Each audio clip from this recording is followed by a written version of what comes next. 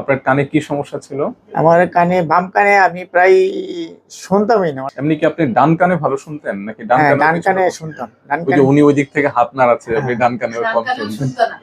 কি রোগটা ছিল জানেন? নাম জানেন? না, এটা জানি না আমি। এটার নাম ছিল অটোস্ক্লেরোসিস রোগ। কানের মধ্যে হাড্ডিটা ফিক্সড ছিল। আচ্ছা, ডান কানেও মানে দুই কানেই কম শুনতেন, তুলনামূলক বাম কানে কম শুনতাম আর কি। বাম কানটা বেশি খারাপ ছিল। আপনি তো এর আগে মেশিন পড়তেন, তাই মেশিন না? পড়তাম, হ্যাঁ। আচ্ছা, এখন কানের মেশিন পড়তেছেন? না, এখন এই কানে আমার কোনো মেশিন নাই।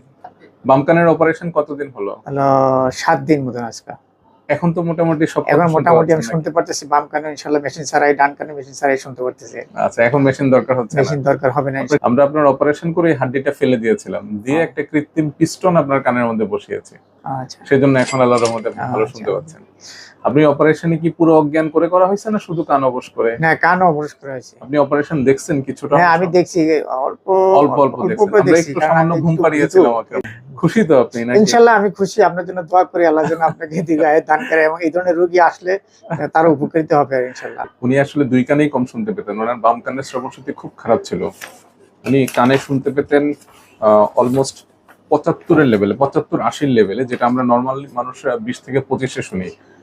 তো ওনার এতটা উন্নতি হবে আমরাও এক্সপেক্ট করি নাই, কিন্তু আল্লাহর রহমতে উনি যে রোগীটা 7 দিন আগেও কানের মেশিন ব্যবহার করে কথা বলতে হতো, এখন উনি আল্লাহর রহমতে মেশিন ব্যবহার করতে হচ্ছে না।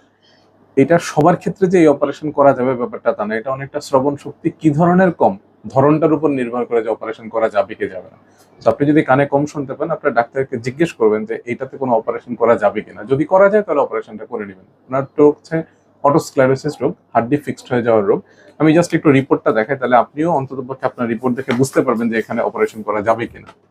যেমন এখানে উনি শ্রবণ শক্তি হচ্ছে 81-তে, যেটা আমরা অপারেশন করেছি, আর যেটা ভালো এটাতে 53। নর্মালি আমরা বলি হচ্ছে এটাতে নর্মাল রেঞ্জ হচ্ছে সর্বোচ্চ 25।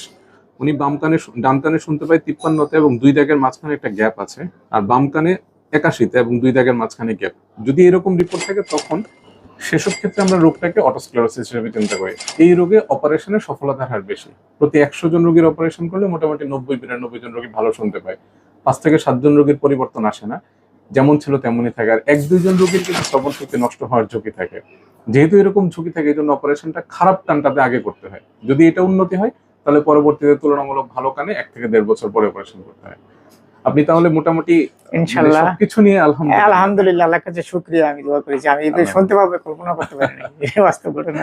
Thank you. তাহলে আমাদের জন্য দোয়া রাখবেন। আচ্ছা, ইনশাআল্লাহ আমি দোয়া করি আল্লাহর জন্য, আপনাকে